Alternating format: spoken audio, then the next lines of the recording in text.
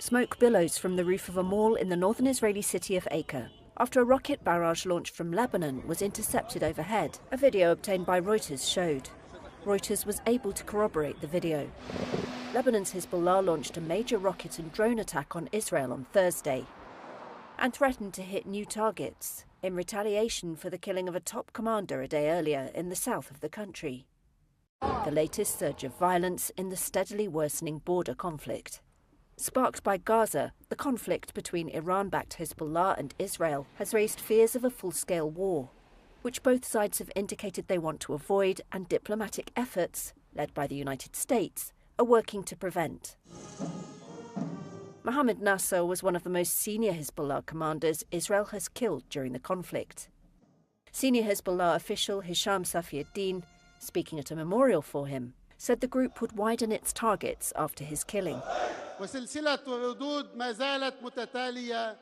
The series of responses continues in succession, and this series will continue to target new sites that the enemy did not imagine would be hit.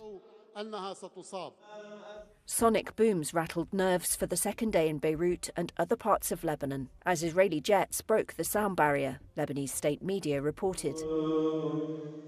Hezbollah said it launched more than 200 rockets and a swarm of drones at 10 Israeli military sites on Thursday. The Israeli military distributed videos it said showed interceptions, as well as strikes on Hezbollah targets in Lebanon. The hostilities have inflicted a heavy toll on both sides of the frontier, forcing tens of thousands of Lebanese and Israelis to flee their homes. 40,000 polling stations opened across Britain on Thursday as voters made their choice in a parliamentary election expected to bring Keir Starmer's Labour Party to power. Pollsters predict Prime Minister Rishi Sunak's Conservatives will be swept away after 14 often turbulent years. Sunak cast his vote early in his Northern English constituency alongside his wife. Opinion polls put Starmer's centre-left party on course for a landslide victory. 61-year-old Starmer also arriving at a London polling station with his wife to cast his ballot. In a statement, Starmer, the former chief prosecutor of England and Wales, said today Britain can bring a new chapter. Thank you. Quite right.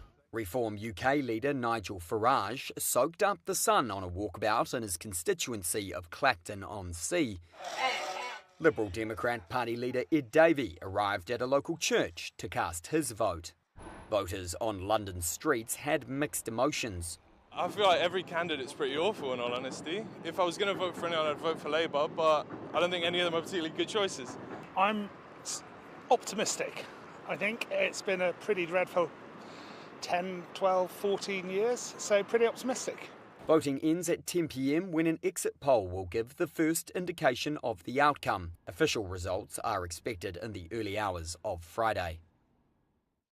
This may look like a spaceship has landed in the mountains of Cyprus, but it's actually a space observatory, and it can still give visitors a chance to get closer to the stars. The $1.9 million publicly funded Troodos Observatory was designed by architects and siblings Alina, Nikodemos and Cassandra Salakis. Alina says they never planned for the observatory to look like a spaceship.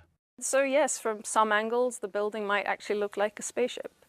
Was that the intention? No, but that's what came out at the end of the sort of the quite rigorous and quite difficult and demanding and challenging design process that we took as an office to get to this form.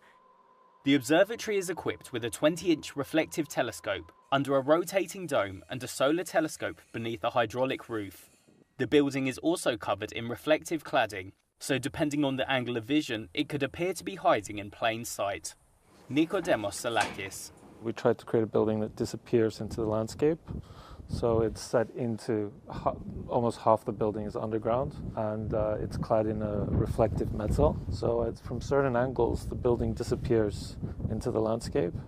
The new observatory is part of the EU-backed Geostars project that aims to regenerate isolated rural areas in parts of Cyprus and Greece. Purveyors hope the project will encourage visitors to broaden the depth of celestial knowledge.